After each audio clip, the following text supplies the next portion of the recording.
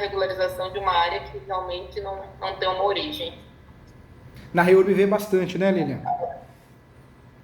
E qual é o prazo dessa? 10 anos, viu? 10 anos de posse. Inclusive, esse fundamento pode ser usado dentro de uma REURB também, viu, gente?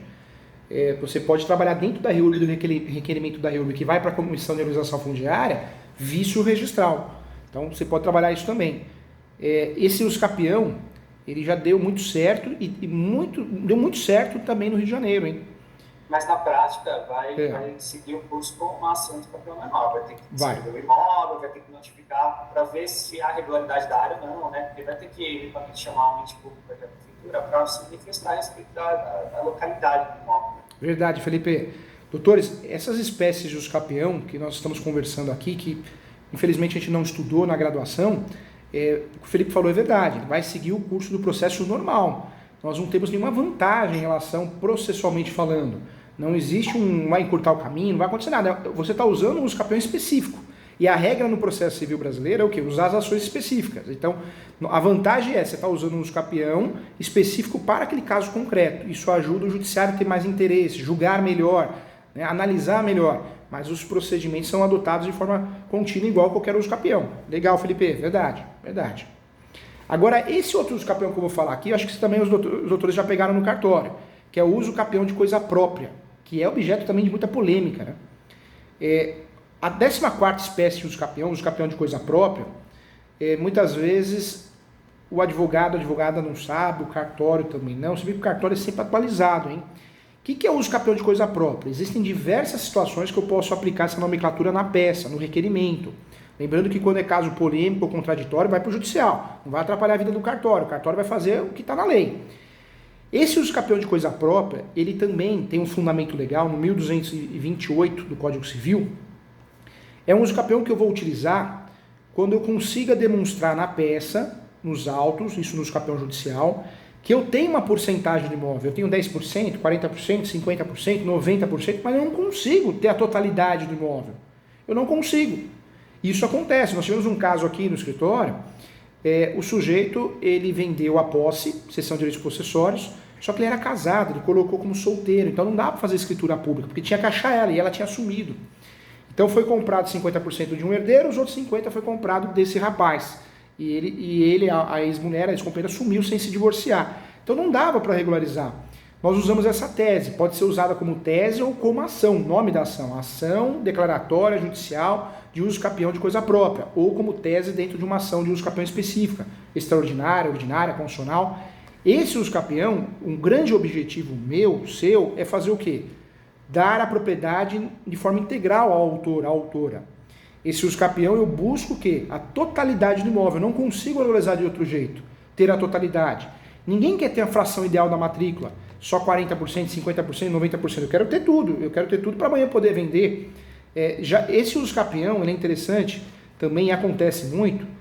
Muitas vezes o sujeito compra no leilão, arremata no leilão, e arremata errado, né? Tivemos um caso onde foi feita uma arrematação e ele não se atentou, ele arrematou 50% do imóvel. Ele conseguiu entrar no imóvel, ter a posse do imóvel do apartamento. Só que ele só arrematou 50%, os outros 50% ele não conseguia achar quem era o dono, achou quem era o dono, mas não conseguia achar para negociar, para fazer talvez um acordo. Qual foi a estratégia? Uso capião de coisa própria, porque ele rematou 50% do imóvel de forma errada, achou que era 100%, por isso precisa olhar, precisa investigar. Conseguiu, através da carta de matação, transferir 50%, mas os outros 50%? Vai ficar assim a vida toda? Foi feito uso capião de coisa própria. Então tem a sua fundamentação no 1228 do Código, hein? Esse uso capião também é interessante, também tem um entendimento doutrinário e jurisprudencial muito forte. Você chegou a pegar alguma coisa assim, né? Chegou, Felipe? Nesse próprio, a fim de obtenção da 100% do imóvel, não, nunca peguei. Porque, assim, eu também não acho que seria um problema, porque, assim, até seria mais cômodo, porque já tem uma origem registrária, já tem uma matrícula, seria uma questão, assim, de reconhecer o direito de propriedade sobre as situações dos proprietários tabulares, aqueles que estão na matrícula, mas que praticamente não estão no imóvel. Então, eu não veria problema nenhum cumprir o nosso capião assim. E agora, o que eu já peguei, não sei se o senhor vai enfrentar, são aquelas situações em que a pessoa já é titular do imóvel, E aí é o seguinte, não sei se o tema vai ser o tema da aula, porque eu também achei que foi assim, bem desafiador tentar pegar todos os temas de Escapião no sábado. É bem difícil, a gente vai escorrer de forma bem rápida, né? Mas é aquela questão de aquisição do imóvel cuja metragem é inferior ao que a lei determina para que seja um lote, entendeu? Então, às vezes, a pessoa ela ocupa o loteamento, só que o loteador, na hora de passar a terraplanagem, assim, o que acontece? Às vezes, o tracejado da rua passa diferente, então ele já está ocupando uma matrícula e ele quer pegar um pedacinho que está na frente. E aí, na hora de descrever o imóvel, o que ele faz? Ele descreve a área que ele já é proprietário com acréscimo.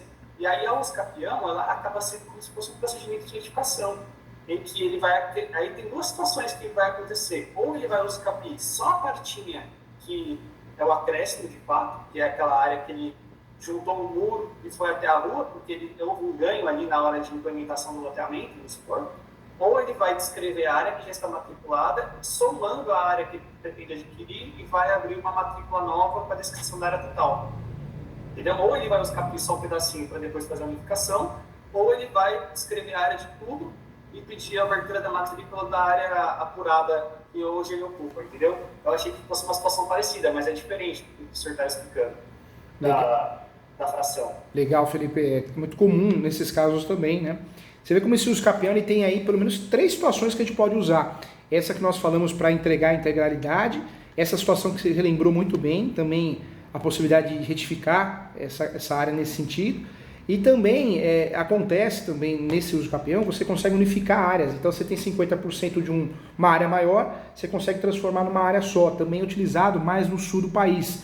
Em São Paulo não é comum, mas no sul, Mato Grosso é utilizado também para unificação de áreas com essa nomenclatura. É interessante esse Usucapião. E o Felipe falou que já concorda aí com o registro, né, Felipe? Não, porque assim, na verdade, no registro, né, ele tem uma presunção relativa, né? Então assim, aí, às vezes é uma situação de condomínio que você verifica, e aí, na verdade, ele está querendo Usucapiar ali, ele já ocupa o imóvel todo. Então, assim, seria uma adequação do ato registrário, quase, em que, em vez de constar que ele é titular de 50%, eu vou estar reconhecendo, declarando a propriedade com base na decisão judicial da área total. É que, assim, essa situação que eu estava explicando aí, de uma Usucapião de parte, porque, assim, antigamente acontecia muito isso também. O pessoal vendia os fundos. Vende o fundo da edícula, assim. Então, assim, aí já seria um acréscimo pequenininho, né? Não é bem a situação que o senhor está explicando.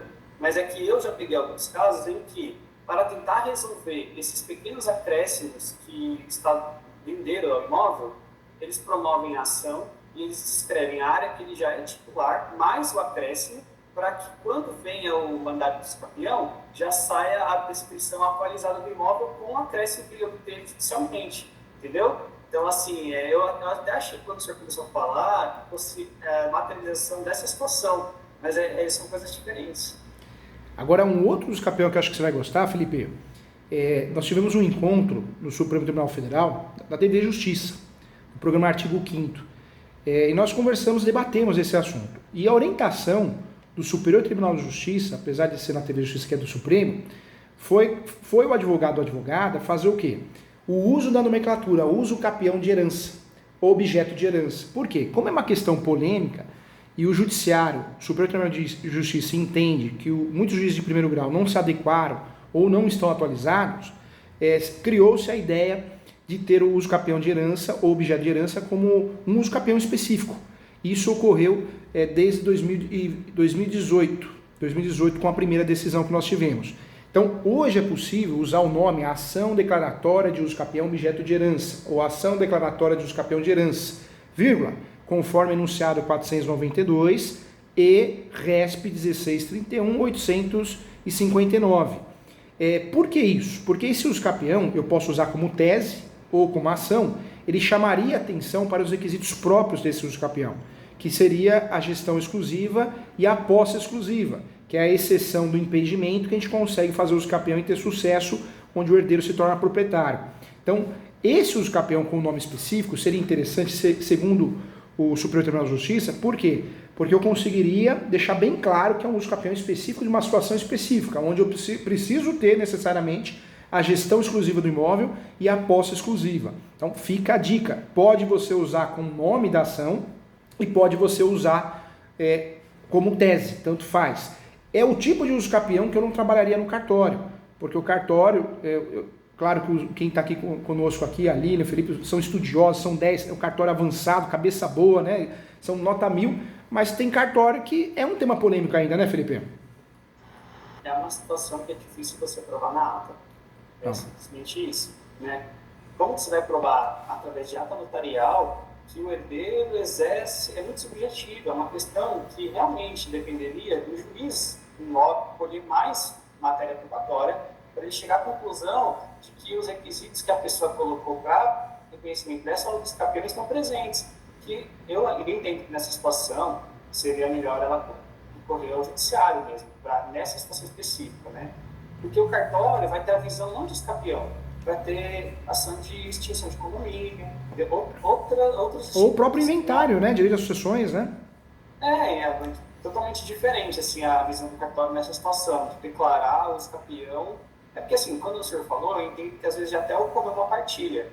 E aí está registrada, só que está numa situação que os outros herdeiros sumiram, e ele ficou com o imóvel todo, só que no assento registral ele está como um titular de parte também. E aí é uma situação de herança, que aí eu não sei qual seria a modalidade que deveria entrar, se é aquela que o senhor estava falando, de tentar obter a regularidade de 100% da propriedade, né? E ele já tem uma coisa, ou se é essa específica de herança. E cá entre nós, novamente aqui, doutores, até seguindo também o que o Felipe está falando, a Lilian, questões polêmicas, você não vai levar para o cartório.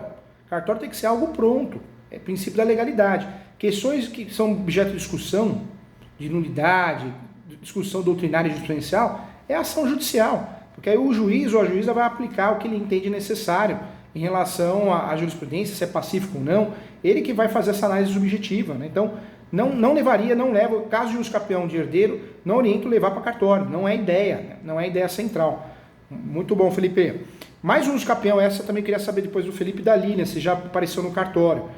No extrajudicial também é mais difícil, mas tem a ver. O advogado muitas vezes ele erra, as 5 opções, 6 que são ensinadas na graduação, o advogado já erra, né?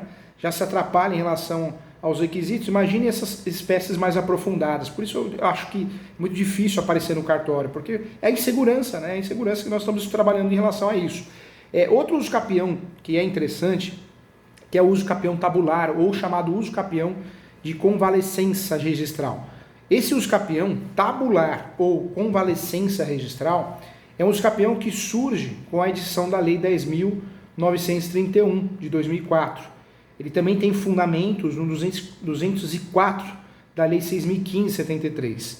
Também tem aí fundamentos que podem ser usados também. Esse uso capião, ele tem o objetivo de regularizar o chamado puxadinho. Hoje nós falamos muito em direito de laje, que surge até um uso capião de direito de laje, como é falado. Mas esse uso capião, o objetivo dele, eu tive um caso no escritório, e esse caso foi lá do Rio Grande do Sul. O cliente, os requerentes, marido e mulher, eles tinham um imóvel totalmente registrado, só que tinha um pedaço do fundo, que não fazia parte da matrícula dele e nem do vizinho. Era um pedaço de terreno residual, não tinha matrícula. É um vício registral? Também é um vício registral. Mas nesse caso, quando nós temos aí uma falha registral, que não é uma falha ampla, o vício registral é uma falha ampla, a falta de registro. Essa falha registral de um saldo residual de área poderia ser objeto de uso capião tabular ou de convalescença registral. Esse uso capião vem do direito português, mas no Brasil também é utilizado.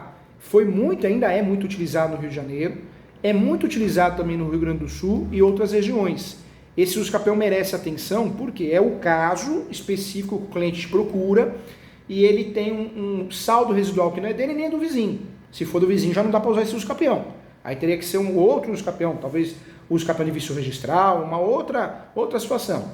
A partir do momento que eu tenho uma área, que eu tenho a posse exclusiva dela e ela não é do vizinho, não é uma área remanescente do vizinho, mas é uma área residual abandonada que faz parte da minha casa, eu posso fazer esse uso capião.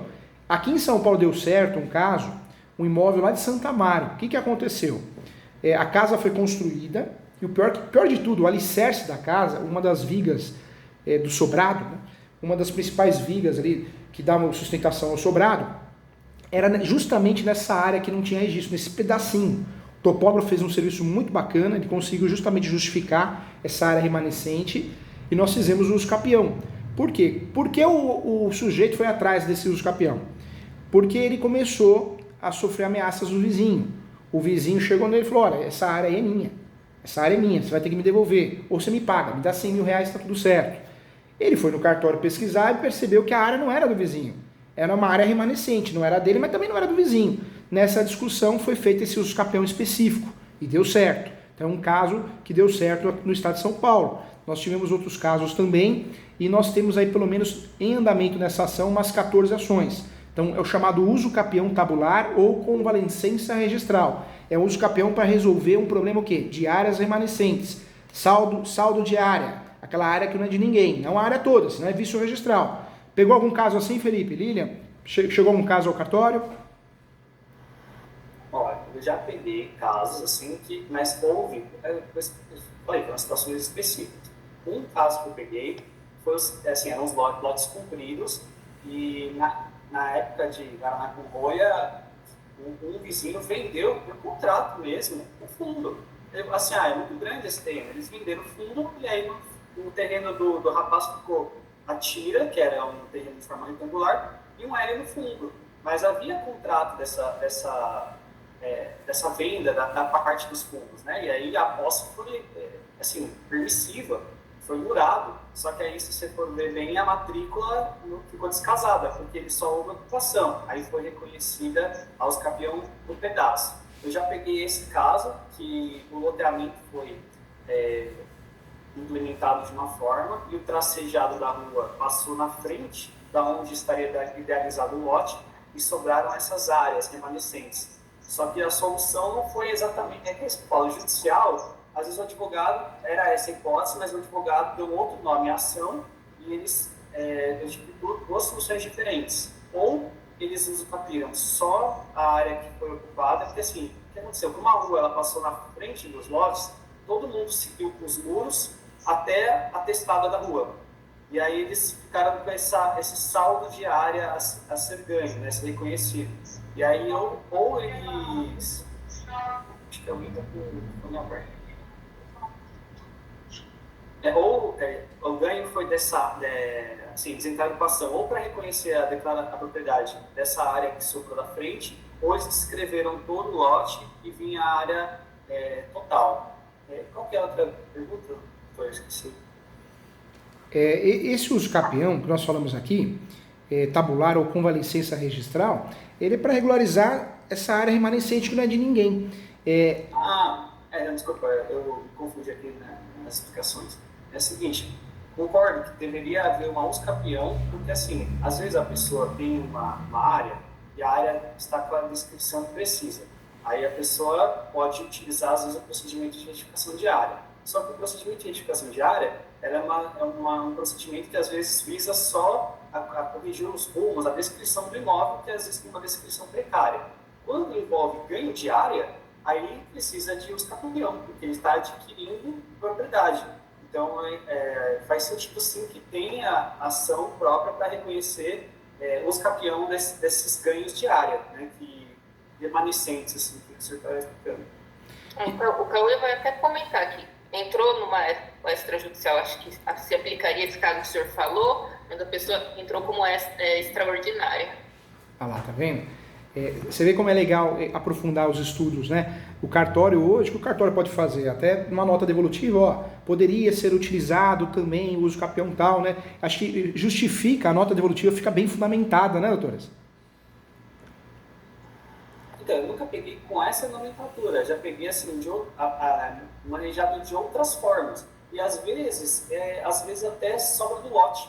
Você pega a planta originária, você vai ver que às vezes o terreno do cara ficou no fim da rua e aí tinha lá, antigamente na planta, uma mata verde que ninguém ocupou, que não ficou com destinação, às vezes, e aí está ocupando aquilo lá e é uma área remanescente. Aí às vezes ele entra com a ocupação, e tem até quem está, que é o loteador antigo lá, uma área residual que sobrou da implantação do loteamento, às vezes poderia ser isso também. O caso que nós tivemos extrajudicial é exatamente isso que o Felipe está comentando. Foi feita a inscrição do loteamento, um loteamento lá no 6º Registro de São Paulo, e aí, enfim, foram abertas as matrículas no primeiro cartório, depois as pessoas foram regularizando, e aí ficou pendente um corredor lateral da casa que não estava integrante na matrícula. A princípio, quando eu comecei a analisar o título, me surgiu a dúvida se não se deu o caso de retificação diária para a apuração da remanescente, até porque a matrícula daquele imóvel já estava em nome dos requerentes, de parte do imóvel, na verdade, né? E aí a pessoa apresentou toda a documentação, veio planta, veio memorial, veio tudo, justamente para ingressar com uso campeão somente de parte do lote que sobrou na época de que foi inscrito o loteamento em cartório. E o procedimento prosseguiu, tá quase encerrando em cartório, inclusive. Olha que legal. Vai ser um caso daquele que, quando da conclusão, vai ser encerrada a matrícula e aberta uma nova com o registro correto da área que foi apurada. Essa questão do encerramento da matrícula também é importante quando o advogado coloca na peça, né, doutores? É importante encerrar a matrícula. O cartório não vai errar isso, ele sempre vai fazer de forma correta. O cartório, eu falo que dentro dessa situação, mais bem preparado é o cartório. Dificilmente o cartório erra. Não é puxando sardinha para o cartório, mas é uma realidade, né? O cartório é muito prático. Dá, não dá, mas ele fundamenta bem. A população brasileira reclama muito do cartório, mas dentro desse cenário é quem faz um serviço normalmente mais completo, né? Presta um serviço de qualidade. Mas é interessante esse usucapião. Por quê? Porque esse usucapião ajudaria, no usucapião judicial, a entender que é uma área remanescente. E no caso do usucapião extrajudicial, poderia ser trabalhado muito bem com uma tese, né? Uma tese para ajudar o cartório. Não é todo cartório que é que nem os doutores, estudiosos, né? Que aprofundam os estudos. Nós sabemos que tem cartório de interior que muitas vezes deixa a desejar em relação à parte intelectual, por falta de estudar, se atualizar. Então, é um fundamento bem interessante. Você vê que quase tudo o Felipe já fez ali no cartório, a Lilian, né, o Cauê. Por quê? Porque é um cartório. Eu costumo dizer que São Paulo, por isso o povo gosta muito do estado de São Paulo, né? Porque aqui parece que a gente sofre muito, depois você aprende rápido, né? Pega as coisas, parece que é porrada toda hora, né? E um cartório no interior, talvez, a coisa é mais lenta, mais leve, e por isso eu imagino que praticamente quase tudo já passou na mão no cartório, ou passa, né? É uma realidade. Ainda mais São Bernardo do Campo, que é uma área gigantesca, né? Gigantesca e com vários problemas locais, não é verdade? Inclusive com esses temas polêmicos que eu estou te falando. Tem área de represa, em que a edificação ela é fiscalizada, a área que é considerada rural também, mas que não tem aquela vocação rural, né? Tem muitas áreas que agora a prefeitura que é atuante na questão de regularização de imóvel de favela, essas coisas também. Então, a gente acaba pegando uma diversidade muito grande de atos a praticar. E foi o que eu imaginei mesmo, que essa usucapião, na prática, como eu te falei, às vezes a pessoa maneja a ação no judiciário e o que acontece? Qual que é o resultado final dessa ação? Ela vai ter o imóvel dela retificado com acréscimo de área. É como se fosse uma retificação, né? Só que ela não visaria ganhar, a retificação extrajudicial, ela não visa o ganho de área, ela só visa arrumar a destruição do bem. Nesse caso, não há um ganho efetivo de área. Portanto, precisa dar usucapião, porque ele está adquirindo território, né? E não é de umas formas originárias de aquisição naturais. Por exemplo, a cessão, a avulsão, que a pessoa tem um acréscimo físico. É uma área residual da implantação do loteamento ou da configuração da ocupação do solo, né? Que foi acontecendo, ou até da implantação da infraestrutura. Foi um caso que eu peguei, que a rua, a prefeitura, ela passou o tracejado da rua longe da onde estaria a configuração do lote. E aí ficou essas áreas remanescentes. E eles resolveram dessa forma, ou ele entrou com o usucapião da área que é remanescente para depois fazer a unificação, ou descreveu a área toda e pediu para o usucapi, levando em consideração a área que ele já é titular, mais o acréscimo. Agora, outro usucapião também interessante, não sei se os doutores já ouviram falar, também é o usucapião paroquial.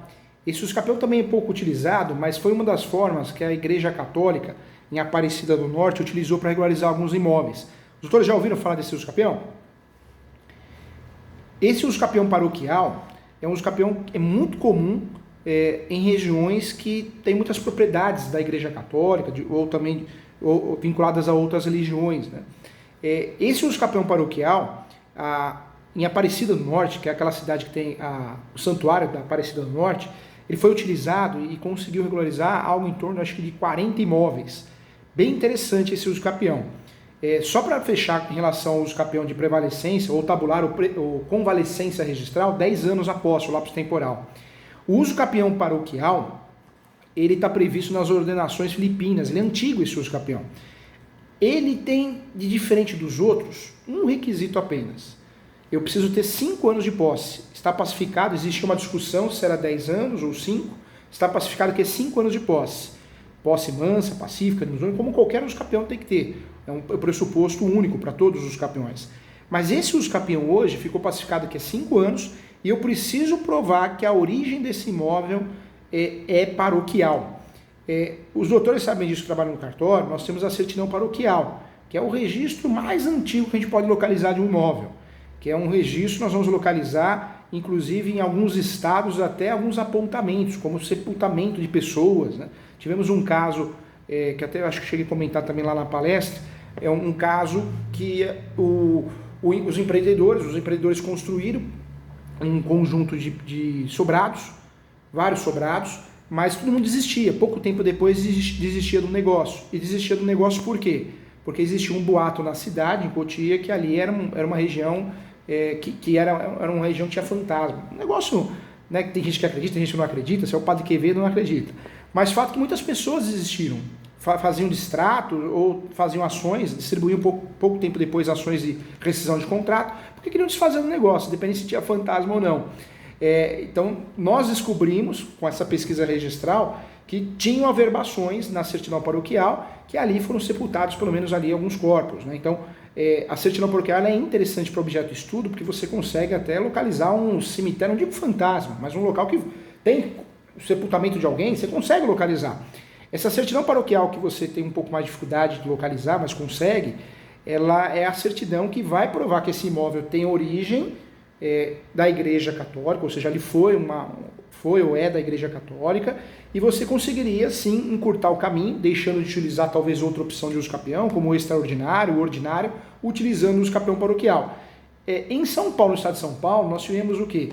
O caso em Aparecida do Norte, lá no município de Aparecida do Norte, e tivemos um caso também em Tanabi, interior de São Paulo também, que foi regularizado o imóvel através do uso capião paroquial. Esse uso capião, a regra é 5 anos de posse. Tinha algumas discussões, se era de 10, se era 15, 5 anos de posse. Está pacificado. Ele é doutrinário jurisprudencial, mas tem a fundamentação nas ordenações filipinas, uma fundamentação inclusive antiga. E também tinha evidências no Código de 1916 também. É um uso capião utilizado, hein? Ainda hoje é utilizado. Já ouviu falar sobre esse, Felipe? Já, Lilian? Não, mas assim, é sabido que a igreja fazia controle, né, de natalidade e também de propriedade, né. Até que o pessoal, às vezes, botava fogo nas igrejas, onde havia um controle ali, né, fazia, às vezes, da função do cartório muito antigamente. O que eu já peguei curioso, assim, que eu poderia compartilhar com os doutores é o seguinte: em São Bernardo, ali na região da Capela Santa Filomena, aquele imóvel foi adquirido pela igreja através de escapião, porque a capela mesmo, né, havia uma discussão com a prefeitura, né, porque, assim, aquela praça, embora era considerada área pública, na verdade, quem cuidava daquilo lá era a igreja, né, tudo aquilo lá era mantido pela igreja, há muitos anos. E aí, assim, a discussão era, não, a área dos capítulos é só o templo, é a capela. E aí a igreja falava, não, a área dos capítulos é a praça toda, porque tudo de tudo isso aqui. Tudo faz parte do meu domínio aqui. No final das contas, foi reconhecido lá a usucapião da igreja, mas foi uma usucapião extraordinário, e abri a matrícula praticamente da área toda da praça, o nome da igreja, e a representatividade da igreja é uma coisa curiosa, que, assim, vem lá do Vaticano, umas 2 papais, e vai vindo a organização de pessoal jurídica, da igreja por mitras, né? Mitra diocesana. E aí o registro fica assim, foi um caso diferente que eu tive que enfrentar e que foi reconhecido aos campeão com a mitra diocesana de Santo André, que é que representa a Igreja Católica aqui na região, no caso específico da Capela Santa Florida, em São Bernardo. Eu fiz o registro lá, é legal também se deparar com essas coisas. Outra coisa que é legal aqui em São Bernardo, que eu já peguei, é o seguinte: aqui foi região de migração. Então, existem áreas que a origem registrária são núcleos coloniais, que são áreas que, na época, se destinava para a recepção dos imigrantes da Itália, imigrantes de onde era do público da União. E isso foi repassado aos particulares ao longo do tempo. Então, quando o interconscapião é notificado lá à União, às vezes vai pegar um procurador que vai pegar a tese que o imóvel é da União.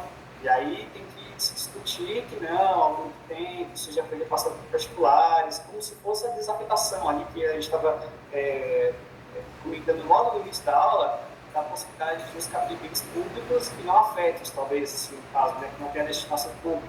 E nesse caso aí eu já peguei algumas áreas em São Bernardo em que a origem registrária era esses núcleos coloniais que foram instituídos na época.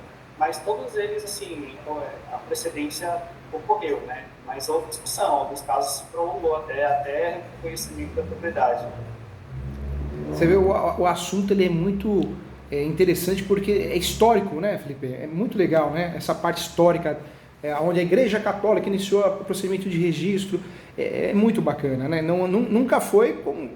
Na verdade, era bem diferente do que era hoje, né? Inclusive, o cartório passava de pai para filho, né? Hoje, o que nós temos dentro do sistema registral é muito bonito, perto do que já foi, né? Agora, outro usucapião aqui interessante também, que ganha uma nomenclatura, a partir de duas ações do Rio Grande do Sul, foi o usucapião predial, ou de apartamento. Nós já tínhamos falado sobre esse usucapião em relação à sua tese, a possibilidade de poder fazer usucapião de vaga de garagem e usucapião de apartamento. Mas a partir do momento que nós tivemos duas ações procedentes no Rio Grande do Sul, com essa nomenclatura, então nós ganhamos uma nomenclatura nova, isso algo em torno de 8 anos. Usucapião predial, usucapião de apartamento, conforme RE 305.416. Ou seja, virou nomenclatura de usucapião. Interessante também, hein? Mais um usucapião para a gente anotar. Esse usucapião de apartamento, na verdade, seria tese ou ação, nome da ação. Então eu posso trabalhar como tese, nomenclatura de tese ou nomenclatura de ação. Esse usucapião seguiria, sim, os requisitos do 183 da Constituição Federal. 5 anos de posse, hein? 5 anos de posse, conforme a decisão que nós temos no Rio Grande do Sul. Mais um usucapião interessante aqui é o usucapião preliminar. Esse também pode ser que o Felipe queira comentar alguma coisa, ou a Lilian. Esse usucapião preliminar, ou preambular, que é o nome dado diante das decisões que nós tivemos também no Rio Grande do Sul, Paraná e também no estado de Tocantins, esse usucapião preambular é um usucapião conhecido como jurisprudencial e doutrinário, e o objetivo desse usucapião é unificar áreas. Eu vou pegar duas matrículas e vou transformar numa área só. Por isso, preambular, eu vou unificar 1, 2, 3 matrículas numa só. Também pode ser utilizado como ação ou pode ser utilizado como tese. Também é conhecido, hein? Também é interessante esse usucapião. Outro usucapião que eu queria falar com todos aqui é o usucapião de bem imóvel público desafetado. Isso é uma realidade. Nós falamos aqui no início da aula da possibilidade de fazer o usucapião de imóveis públicos, que até então aprendemos na graduação que não, está na Constituição, não pode, é impossível, é um absurdo. E não é bem assim, depende da destinação social. Só que nós temos alguns casos no Brasil que já, de fato, está pacificado. E entre esses casos, das possibilidades de fazer o usucapião, de fato, o usucapião de imóvel público desafetado. Então, quando você assume uma possibilidade de fazer o usucapião de um imóvel público e você tem a certeza que já foi desafetado, o ideal, sim, é usar a nomenclatura completa, ação judicial de usucapião de imóvel público desafetado. Já chama a atenção do julgador, né? Já chama a atenção do cartório em relação a isso.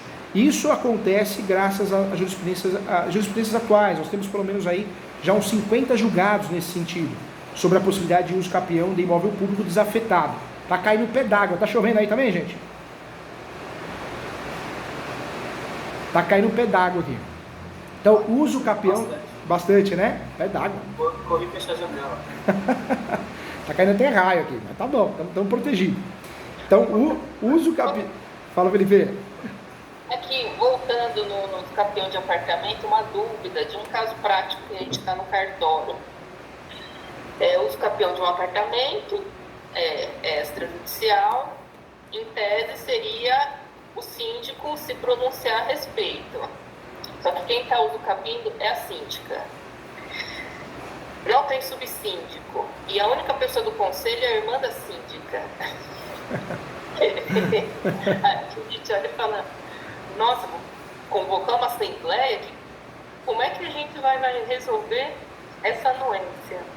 Só complementando o que a Lilian colocou sobre esse caso, e aí a irmã faz parte do conselho e a administradora forneceu uma anuência expressa.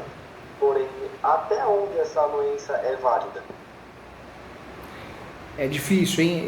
Então, no âmbito administrativo é muito ruim você enfrentar esse tipo de questão, porque é muito claro que a promoção dessa ação de estabião tem, assim, porque o leigo entende que há uma certa parcialidade, né? E aí fica difícil as questões que o cartório tem que enfrentar no âmbito administrativo de reconhecer a propriedade, né? É uma situação complicada essa, hein? Essa é o tipo de situação que talvez tenha que ser resolvida no judiciário mesmo, até para tirar a responsabilidade do cartório, né? Exatamente, senão depois o cartório ainda vai ser conivente com alguma situação sendo que às vezes ele só está cumprindo requisitos que às vezes estão presentes, mas às vezes é melhor a pessoa ter a afirmação desse tipo específico de estabião, né, na casuística do judiciário. Se livrando de qualquer situação. É difícil, né? O cartório imagino que apareça de tudo também, né, doutores? De tudo aparece, né? Hoje em dia, o uso capião extrajudicial, mal divulgado do jeito que foi, cheio de cursos falando que a advocacia extrajudicial vai se tornar milionário, que você precisa mais ir no fórum, que é um boato estranho, um boato desse sentido. Aí faz com que o advogado, a advogada mal preparado, faça o quê? Tudo é extrajudicial, porque ele ganhou, né? Ele colocou na cabeça essa ideia que tudo é extrajudicial. E aí, muitas vezes, acaba atrapalhando o cartório com questões... Você vê, é um caso polêmico, uso capião de apartamento, onde tem aí... A única pessoa que assina uma declaração é a subsíndica, né? Ou seja, um caso totalmente complicado para se resolver no cartório. E muitos advogados e advogadas querem que o cartório resolva isso. Difícil, né? E dá facilmente para piorar essa situação. Imaginando alguém que tem um apartamento e um corredor até chegar ao apartamento dele. Aí ele resolve mudar a porta do lugar. E usa o corredor. Entendeu? E a pessoa às vezes vai fazer um estudo e ele fica numa situação que acho que dá para entrar com esse campeão. É bem possível desse tipo de coisa aparecer no cartório, pelo reconhecimento extrajudicial aí do banco que eu estou ocupando no condomínio. Sendo que às vezes nem reflete sobre as questões que isso vai implicar no registro, que vai mudar a área comum, todas as unidades, a viabilidade desse sentido, entendeu? Então, assim, a gente acaba tendo algumas coisas muito doidas mesmo. Estou falando que a gente pegou essa situação, mas ao mesmo tempo até apareceu no dia. Mas eu imagino que isso esteja acontecendo também por causa desses cursos, viu, doutores? É muito curso, fique milionário com a advocacia extrajudicial, 5 dígitos, 10 dígitos. O advogado que não tem experiência, advogada que não é da área, tudo ele quer levar para o cartório, porque ele acha na cabeça dele ou dela que o cartório tem que resolver, tem que registrar. Então, esses cursos, eu falo mal desses cursos, mas eu falo mal por causa disso, porque atrapalha a vida do cliente, dos advogados que não fazem essa... Oi, Felipe. Acho que é o Renê, tá com o áudio aberto. E isso acaba influenciando muitos colegas em seguros a tudo levar para o cartório. Como aconteceu com o Dr. Rodolfo aqui. O cliente exigiu, não, tem que levar no cartório, viu? Não, a gente já tem, vamos tentar no cartório. Mas por quê? Porque fica vendo, às vezes, uma reportagem, algum assunto, algum artigo falando da advocacia extrajudicial, só que é uma advocacia sem juízo, eu falo. Por que sem juízo? Porque vamos empurrar para o cartório tem que resolver. E não é assim. Tem que ter uma análise preliminar para levar para o cartório. E é isso que está faltando pelos advogados, né, doutores? É isso que está faltando. Deixa eu ver, alguém pediu para falar? Pode falar. É uma situação também que estão querendo entrar com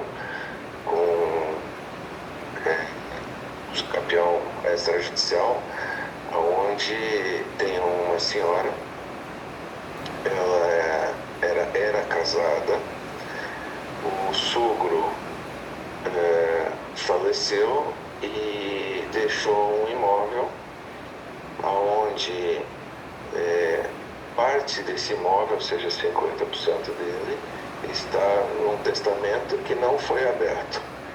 E nesse testamento sabe-se que os filhos dessa senhora que ficariam com 50% do que o avô tinha. Acontece que não querem abrir o testamento, o ex-marido não quer saber do imóvel, não foi feito nenhum documento e essa senhora é quem paga todas as despesas e quem tem mando sobre o imóvel. Então, ela quer entrar com o uso capião extrajudicial, né?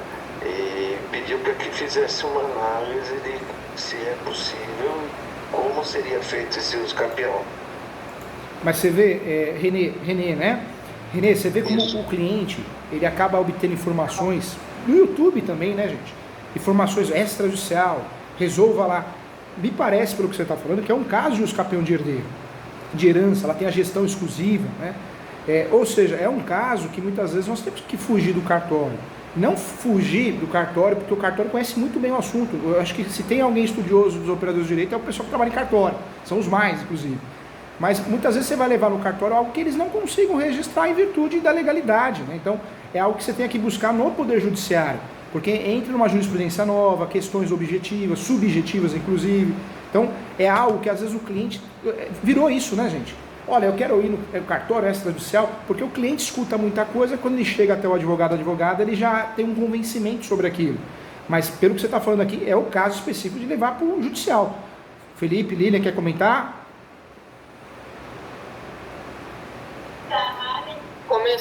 Começou a fugir um pouco da linha, ainda procura um advogado e vai para o judicial. Pronto. Olha lá. Às vezes deveria também avaliar quanto tempo ela está nessa situação. Porque, por mais que saiba desse testamento e inventário não aberto, às vezes o lapso de tempo que ela já está ocupando o imóvel já se sobrepõe ao direito dos demais, né? Então, às vezes, né, até daria para analisar esse pedido no âmbito extrajudicial, mas vai depender da particularidade de examinar todos os documentos e a pessoa também não pode omitir os documentos do cartório. A gente tem que qualificar tudo para que a gente tenha uma solução que seja segura para todas as partes. E se for na notificação de todos os envolvidos, quantos herdeiros vai ter que notificar, quantos vão ter que dar ciência, a despesa que vai ter com isso, será que vale a pena para o extrajudicial? Às vezes, o tempo que vai levar para notificar, até que seja por edital, vai levar mais tempo no extrajudicial do que se fosse no judicial, que o juiz consegue suprir algumas vontades. E nesse meio todo, entre essas notificações, pode aparecer alguma impugnação por parte de algum dos herdeiros. Também pode. Ou futuramente uma ação de nulidade também. E aí foge totalmente da ideia do descampamento extrajudicial, né? Primeiramente, se não há lide, consegue prosseguir pela via extrajudicial. Mas isso pode surgir no curso do procedimento. No caso, ela está nessa situação há mais de 25 anos. E os filhos não querem saber e falaram que inclusive dão da anuência do que ela quiser. E o ex-marido, a mesma situação. Pensar no uso capião judicial, em extraordinário, talvez com a tese do uso capião de herança, ou usar o nome uso capião de herança, objeto de herança, mas é o caso de uso capião judicial, hein? Tem aqui a opinião do Felipe, da Lília, que não são fracos não no assunto, hein? Fica a dica aí, esse negócio do cliente impor, não, eu quero tentar ali primeiro, isso está acontecendo muito, por quê? Porque as informações ficaram... O Júlio talvez tenha caído lá, né? Estava chovendo, pode ter tido algum problema de internet. Vou esperar um pouquinho aqui. Deve ter sido por causa da chuva, né? Exatamente. Aqui não está chovendo, está chovendo bem fraco.